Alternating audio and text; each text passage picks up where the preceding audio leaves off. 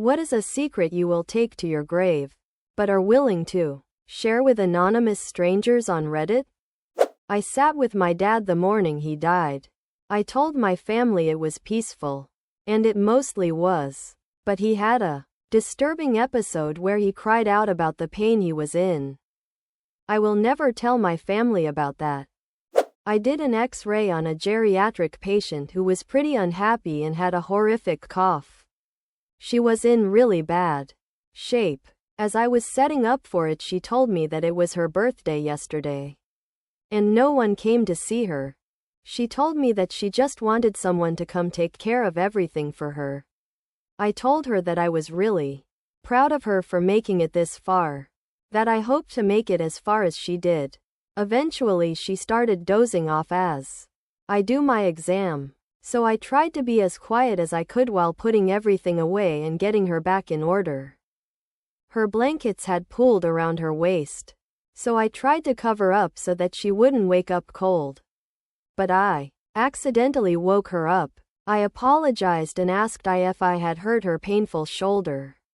She just looked at me. Really, looked at me, and said no. She had just never really had someone to cover her up like that. I told her to go back to sleep. She did. I dimmed her lights. Moved on. I found out the next day that she didn't live through the night. I can't tell anyone because that's super fucking sad. I've been practicing with nunchucks for 30 years. No one knows but me. I started in '94.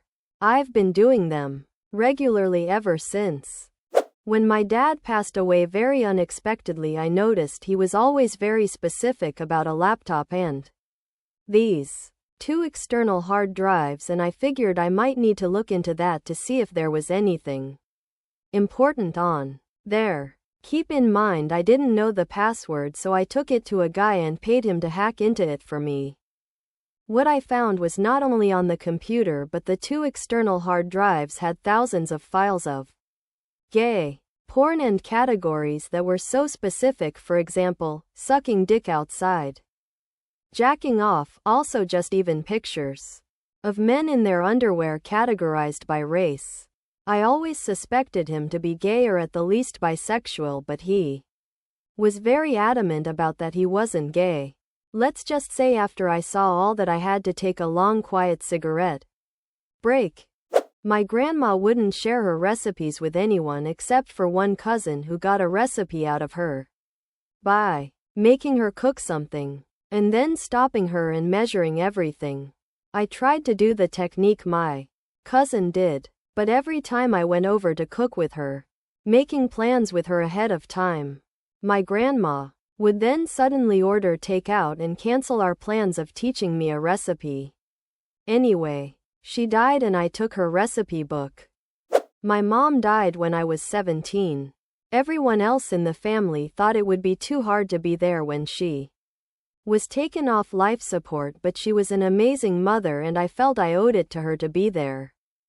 My dad now passed away, and my 2 brothers know I was there and turned off the machines keeping her alive, but I never told them that despite being brain dead, her body fought desperately to stay alive. And she thrashed and gasped for the last few minutes of her life. They think she just slipped away peacefully, and I think he'll keep it that way. When my daughter's rabbit was suffering from a stomach issue, he was dying and I could see it coming. I made my daughter leave the room and I held him as he made the worst sounds and then ultimately passed in my arms. I told my daughter he went peacefully and never spoke of it again. A few days later, something in the fridge broke and it made sounds just like he did, and I fucking lost it, and nobody knows why. My brother got caught with a bunch of drugs and was looking at doing hard time. 1-ish years. I was 20 at the time and going to university, which he hated the idea of. Another point of contention between us. This was in 2002. Rather than accept he messed up, he instead wanted to keep running his business, which meant he wanted me to drop out of university and run it for him. I kept refusing and he got increasingly violent. Many beatings. eventually evolved with me with a fractured skull. One afternoon, he barged his way into my house, threw me down in the ground and held a gun to my head, and told me that if didn't do this, he was going to kill Ree. I pissed myself, literally, as I was sure that this was it for me. After he left, I packed my stuff and fled. 3 months later he shot himself. That chain of events caused a lot of friction with my mother and I. I've never told her the circumstances of me leaving, as I don't think she could handle it. She knew he wasn't an angel, but I don't think she quite understood how far gone he was.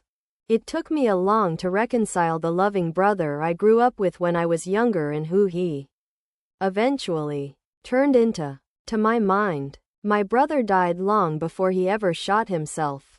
I didn't finish my degree and had regretted it for a long time. It had been a real limiting factor in my career, as I would continually see idiots promoted ahead of me because they had that piece of paper and I didn't. I finally graduated last year, in my mid-40s, and am pursuing my master's now, and eventually PhD. I graduated top in both of the majors I pursued and am now at a top university. I don't think about him that much anymore. I don't hate him and I don't think I love him anymore. He was just that one person who ended up fucking me over and he's gone now. That I messed up my back trying to get my dad's wheelchair unstuck from the mud 2 years ago. He already felt bad enough getting it stuck and forcing us to be in the rain trying to get him free. No need to add the fact that my back is now permanently messed up because of it. He died never knowing this. Holy cow. This blew up. For those asking, T was a whole ordeal. He got his manual wheelchair stuck trying to get from the car to the covered deck approximately 20 feet away, where his motorized chair was waiting to take him the rest of the way into the house. While we were out that day, a summer thunderstorm came up and we ended up with 2 inches of mud in the gravel driveway by the time we got home. I did not own the house and had no say in the driveway. He became stuck in the mud and we spent 30 minutes trying to get him unstuck before we had to call the local rescue squad for help as he was unable to walk more than a few steps at the time. I couldn't help any longer, and my partner was even less equipped to help than I was. Despite trying to only lift with my legs while another person was trying to wedge a piece of carpet under one wheel at a time to get him unstuck. It really doesn't matter when everything suddenly shifts and you're unexpectedly holding on to that weight by yourself to keep him from sliding sideways or falling over. It was a toss-up between the two. Down a short incline and your back says, nope, I'm out.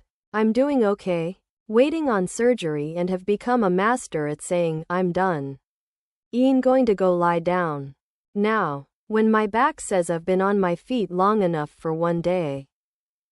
When my dad was in the hospice center, I was helping him clean up in the bathroom. He asked me to quickly grab him a chair because he was declining fast. I got him in the chair, but he was stuck in between 2 doors. It's hard to explain the door situation. They both went inwards towards each other, and at that moment his health declined. Instantly, I was by myself. My husband was on his way to visit. I could not, for the life of me, get my father unstuck between the doors. He desperately wanted to lie down, and I was struggling. Some nurses ran to help, and they got him to the bed. At the time, I didn't know that would be the last time I'd ever speak to him while he was conscious. I tried to explain the situation to my husband while sobbing once he arrived. I've never mentioned the incident to anyone besides my husband. I don't want anyone to ever envision that of my father. He was heavily medicated and asleep from that point forward. He passed a week later. As a kid, I would steal money for school snacks from my mom's purse. As an adult, I will occasionally slip a $10 bill into her purse as repayment. Edit. For those saying she knew. My parents owned a small car lot and would always be taking in hundreds of dollars a few times a month in cash. My dad would often take from her cash to buy car parts, and they didn't keep close track of small amounts of money. When I was 17 to 18, I was driving in my neighborhood late one night when a cat ran out in front of my car and I hit him. I immediately got out of my car and checked. He was gone. I was devastated. This was in a very rural neighborhood and houses were spaced out. Plus the cat had no collar, so I had no idea who to inform. What I ended up doing was moving him out of the road onto the grass. Driving back home. Grabbing a rose from a flower vase. Driving back to the cat's body and held a funeral for him. In hindsight, I really should have called animal control or something. I guess it just never crossed my mind at the time. But I felt awful and wanted to honor the little guy the best I could. And that's what I came up with. I still think about it today. And I get really tense when I see an animal anywhere near a road. I did a DNA test with Ancestry and found out my granddad wasn't my mother's biological father. I'm apparently 1/4 Ashkenazi Jew, which is news to someone who'd been convinced I was 4/4 Anglo-Saxon. My grandmother went to Denmark to be a nanny in 1946 for a year or so, and my mother was born in late 1947. I knew she was a few months old when her parents got married, which was unusual for that time, but hadn't considered that it was because they possibly didn't even know each other at the time my mother was born. I'm pretty certain my mother has no idea, and I can't ask her. If she does know, she obviously doesn't want me to know, and if she doesn't, I don't want to be the one to break it to her. I can't tell or ask any of my family members for the same reason. There is one person still living who I think would most likely know, but I can't do it. My granddad was an incredible man. He must have known my mother wasn't his child, but when he was widowed aged 35, my mother was 10 he raised her alone and never looked at another woman. He fought in World War I but refused to speak about it beyond which countries he went to. He worked hard and everything he did was for his family. He died in 2013 aged 92. I still have the password to my terrible ex-boss's Netflix account. I don't change the password or lock him out. I just log in once a month and fast forward his shows right to the end credits so he loses his place. It's been 3 years and he hasn't figured it out. Last year, I found my dad comatose in his home. He was still breathing, but unresponsive. I didn't know at the time he was already gone, even though he was technically alive. I called 911 and immediately went to administer CPR. I've been certified for over 2 decades. I fucking forgot how to do it. And then the Office clip about it started playing in my head and I remembered that I haven't even told my husband That'll. I saw my grandchild's first steps. Mom thinks she did. I had an eating disorder for several years. No matter what I did, I couldn't kick it, and I had kinda gotten to the point that I just accepted that I was probably going to have it until I died. This was until I got diagnosed with a brain tumor, frontal lobe, and had a successful brain surgery. The second I woke up from surgery, it was like the impulse to purge was just completely gone. The voice in the back of my head constantly telling me to throw up every single thing I ate just never came back. I just know that the brain tumor must have caused the eating disorder, but I'm way too unwilling to confess that I had in the first place to ever actually ask about it. Before I met my wife, she had a Yorkie. I had 2 65 to 70 pounds dogs.